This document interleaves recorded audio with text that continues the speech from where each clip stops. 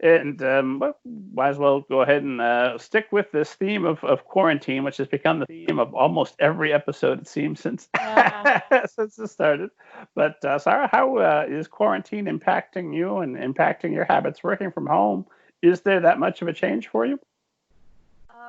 For me, no, because I've been working remotely for a year and a half. The biggest challenge that I had, so my partner and I, we were going to move back to the UK,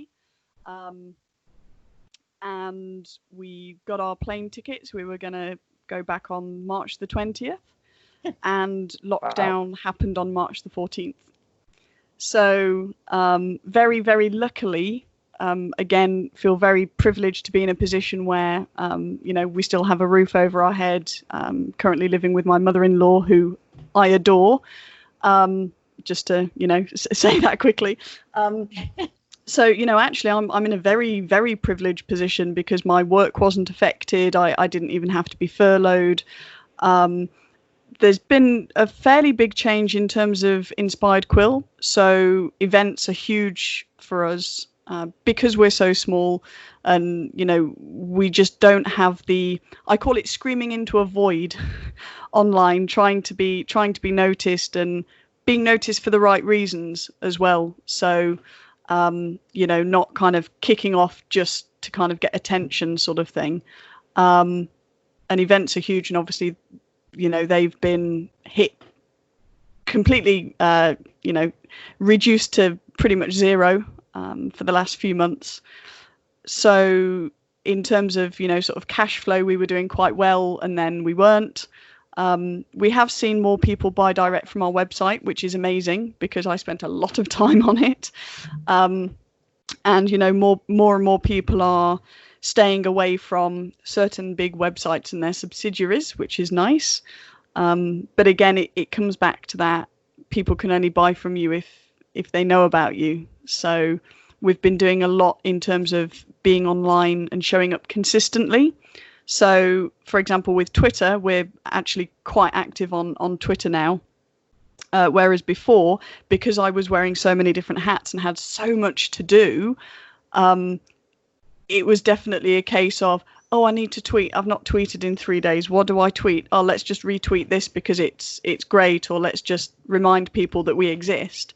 Whereas now I really feel as though we're part of a conversation on Twitter and reaching out to people in an authentic way, because I just can't stomach, and I think I mentioned earlier when mentioning bloggers, like I cannot stomach the, hey, how are you? By the way, buy our books.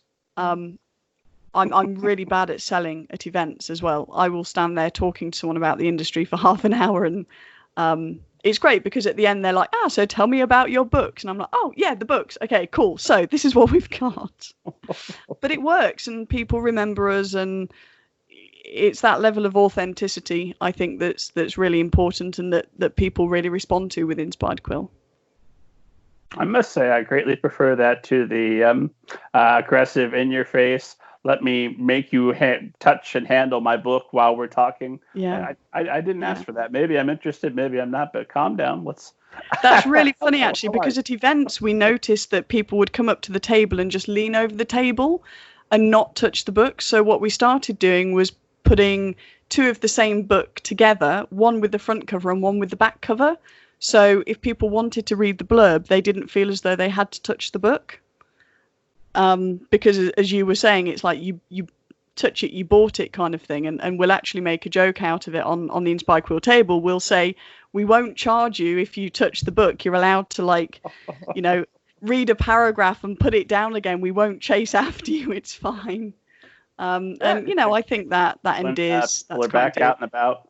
That's fantastic. Put one book face up, one book with the back. That's going to change the way I do every event from now on. That's brilliant. I'm sorry, I interrupted you. Continue.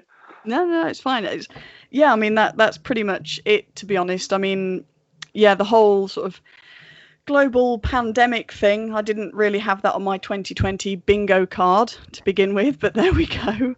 But it's interesting as well because there's so much going on, and I find it very difficult to ask directly for support. So, for example, posting on Twitter, things like, in order to support a non-profit social enterprise, which is what Inspired Quill is, please consider purchasing a book from our website. We sell paperbacks and ebooks, things like that.